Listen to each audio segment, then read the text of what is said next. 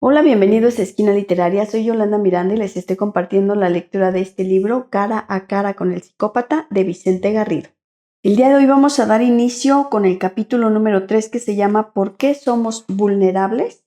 Y vamos a leer la vulnerabilidad social, el síndrome de la autoridad indolente, vulnerabilidad por falta de vigilancia para la selección de funcionarios públicos y vulnerabilidad en las empresas. Espero que les guste.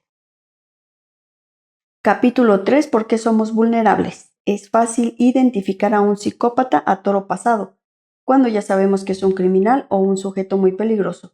Luke, el mejor amigo de El adversario, analizado en el capítulo 1, intentó hacer comprender al juez que le interrogó durante el juicio que era muy fácil calificar a Roman como un monstruo ahora que había pasado todo, y a él y al resto de sus vecinos como un atajo de burgueses de provincia ridículamente ingenuos por no haber notado su peligrosidad. Pero lo cierto es, espetó al juez, que parece una idiotez decirlo, pero, ¿sabe? Era un hombre profundamente amable. No cambia en nada lo que ha hecho, lo hace todavía más terrible, pero era amable. Esa amabilidad también la poseía Joaquín Ferrandis, el asesino en serie de Castelón, y cuando fue acusado por vez primera en su vida por una agresión sexual, mucha gente de la ciudad se solidarizó con su declaración de inocencia que mantuvo durante los 6 años que pasó preso por este delito, ya que alguien que era tan buena persona no podía haber atacado a una joven de 17 años. Como escribí en el capítulo anterior, nadie en la cárcel, ni los psiquiatras, ni los funcionarios, pensaba que era un delincuente peligroso. Años después, ya encarcelado por los asesinatos de las mujeres, confesó que sí, que había sido él quien atacó a la joven, si bien nunca reconoció que consumara la violación. En efecto, la amabilidad y el encanto superficial del psicópata son uno de los grandes atributos de su capacidad de manipularnos, pero no el único. Los psicópatas poseen en un grado muy desarrollado algo que tienen otras muchas personas, desgraciadamente cada vez más en nuestra sociedad, una orientación maquiavélica, del filósofo Nicolás de Maquiavelo hacia los demás, una capacidad para no dejarnos ver lo que de verdad pretenden. En este capítulo explico dónde radica la fuente de nuestra debilidad frente a los psicópatas, algo importante de reconocer si tenemos que saber prever su aparición y, en caso de que sea necesario, luchar con ellos. Con tal fin clasifico tal vulnerabilidad en dos grandes clases. Primero, la que deriva del funcionamiento de las instituciones que conforman nuestra sociedad, y segundo, la que se desprende del distinto modo en que los psicópatas y los no psicópatas interpretan la realidad y se disponen a relacionarse con sus semejantes. La vulnerabilidad social. Una primera fuente de vulnerabilidad proviene de la sociedad y las instituciones en las que vivimos. Somos más vulnerables ante los psicópatas porque tenemos en los puestos de dirección de importantes instituciones sociales a personas que no se preocupan de lo que puedan hacer aquellos, ni piensan, por consiguiente, que es necesario establecer mecanismos para detectarlos y ponerlos bajo control. El síndrome de la autoridad indolente. Es triste reconocerlo, pero un factor que aumenta nuestra vulnerabilidad es la indolencia de las autoridades en proteger a las víctimas. No solo la persona normal no quiere creer que existen los psicópatas, las autoridades tampoco. ¿Será necesario hacer acopio de pruebas para demostrar esta afirmación? Cuando escribo estas líneas acaba de producir el homicidio múltiple de Alzira. 2 niños pequeños y su madre, Jenny Lara, han sido quemados vivos en su domicilio. Su marido había golpeado, amenazado y acosado en innumerables ocasiones a su mujer. Ella solo quería vivir tranquila con sus hijos, fregando suelos día tras día para darles una oportunidad en la vida. Pero él quería mucho más, matarla, matar todo lo suyo, arrojar fuera ese odio destructivo que surge cuando se desafía a una mente psicopática con pocos recursos de autocontrol. La policía pasó un rato antes por casa de la víctima y le aconsejó que se encerrara bien, que les volviera a llamar si tenía problemas, y luego dieron algunas vueltas para localizarlo y comprobaron que estaba tranquilo. Mientras tanto, el asesino ultimaba sus planes, provisto de gasolina y la llave del piso de ella. Tomada del hijo de 12 años que vivía con él, llegó de madrugada a su antiguo domicilio conyugal, entró, roció de gasolina la casa y se marchó cerrando con llave. El piso se convirtió en una ratonera y solo un milagro impidió que José, un sempiterno ángel de la guarda de la madre, que había acudido ante el miedo cerval que tenía de ser asesinada, muriera allí mismo, igualmente carbonizado. ¿De qué sirvió la tragedia de Mar Herrero 5 años antes? que se cansó de implorar protección frente a un psicópata llamado Luis Patricio, un ex convicto de intento de asesinato. Este caso que motivó que la justicia hiciera acto público de contrición, hemos tocado fondo. Este es un fracaso de todo el sistema judicial, dijo el fiscal jefe del Tribunal Superior de Justicia de Madrid. Terminó con una joven de 21 años asfixiada y acuchillada en el interior de una furgoneta, cuerpo ya inerte, sin palabras para seguir pidiendo a los jueces que salvaran su vida, como había estado insistiendo los últimos meses de su existencia. ¿De qué sirvieron finalmente las 72 mujeres asesinadas de 2003, año récord en este terrible viacrucis de la muerte por amor? Las autoridades en el caso del maltrato a las mujeres no quieren creer que existen psicópatas que matarán a cualquier precio o que extorsionarán a sus parejas de un modo inconcebible. Ya no estamos en la época de Franco, donde la nula sensibilidad social y legal nos hace comprender la desesperante incapacidad de Paula Subiur para denunciar a su esposo torturador. Ahora vivimos en pleno siglo XXI y las autoridades ya han visto las esquelas de Mar Herrero y Ana Orantes antes que ella, quemada viva por su marido después de que ella dijera por televisión que sabía que él la iba a matar. Y entre ambas un asiento más, y seguro que después de Jenny Lara otras muchas a la cola. Entonces, ¿qué pasa? ¿Dónde está la imposibilidad para hacer algo efectivo? ¿Cuál es el problema? En primer lugar, ya lo he dicho, los jueces y los responsables de la policía y guardia civil no creen en los psicópatas. Sí, las fuerzas de seguridad, me consta.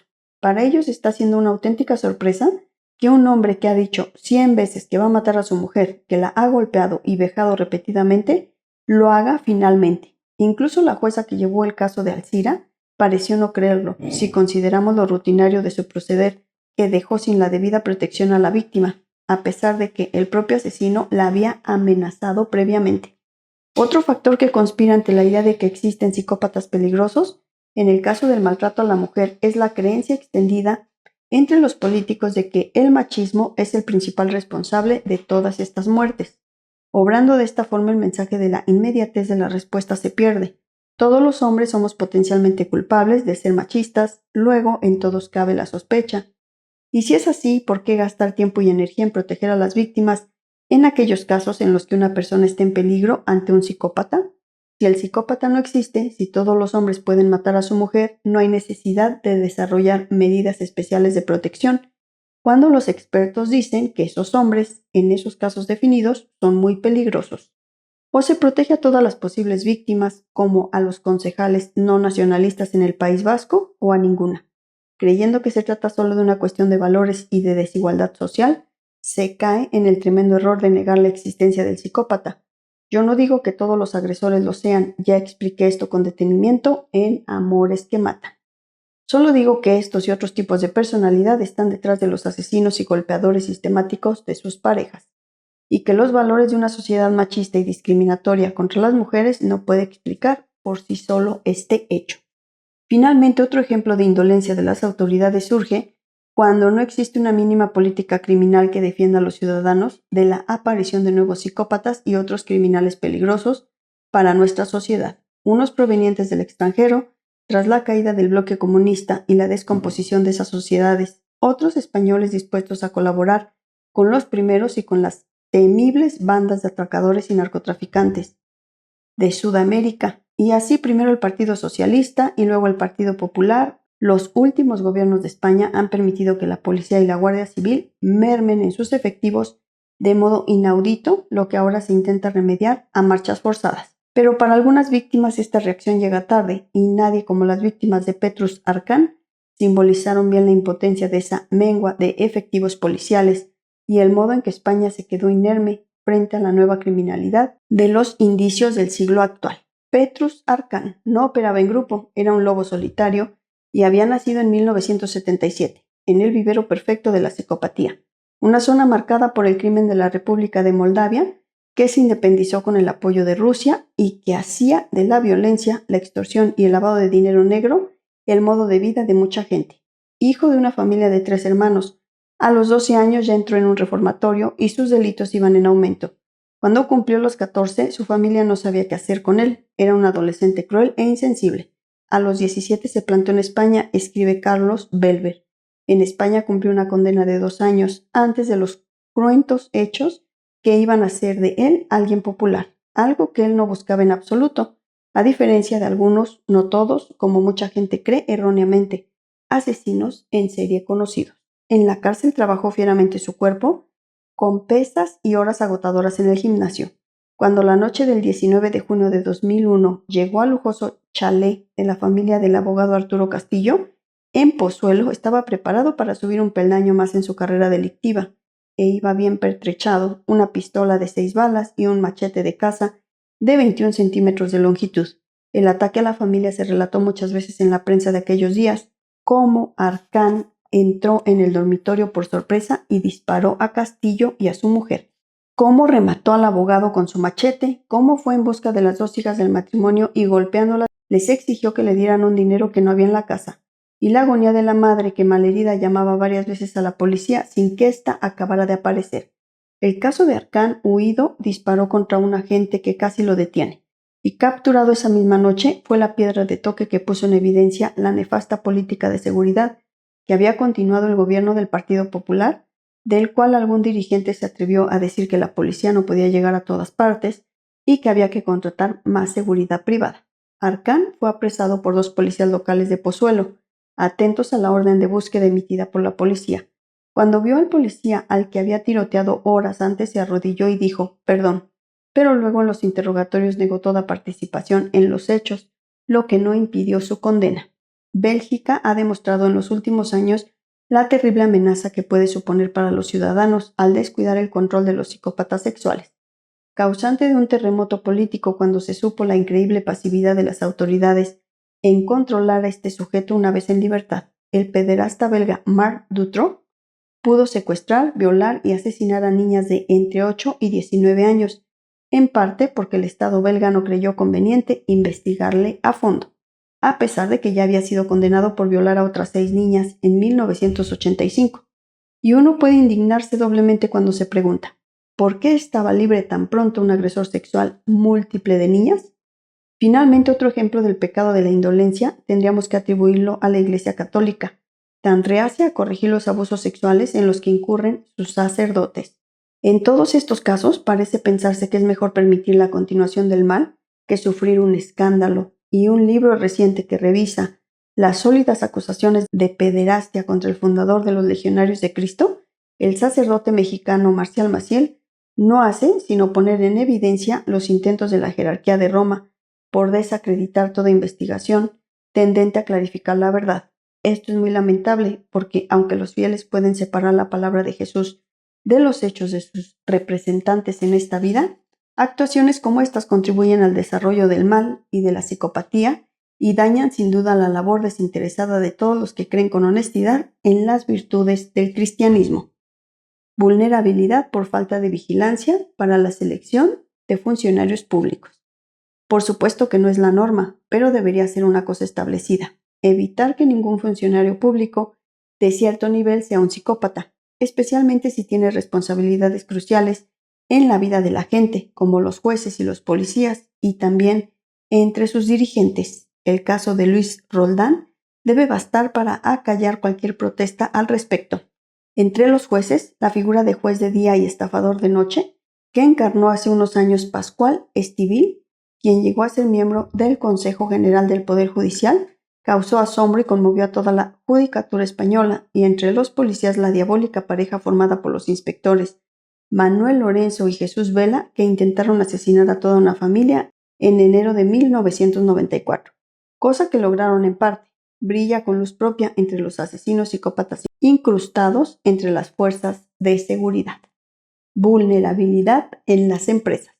La empresa actual, tan mutable con cambios rápidos de manos financieras, reconversiones profundas y fusiones, busca con ahínco líderes que sepan cómo moverse en este laberinto de presiones y oportunidades, donde auténticas fortunas pueden ganarse o perderse en cuestión de días. Estas son empresas muy vulnerables para los psicópatas porque ofrecen relaciones mutables y reglas de juego no muy claras y esperan beneficios rápidos.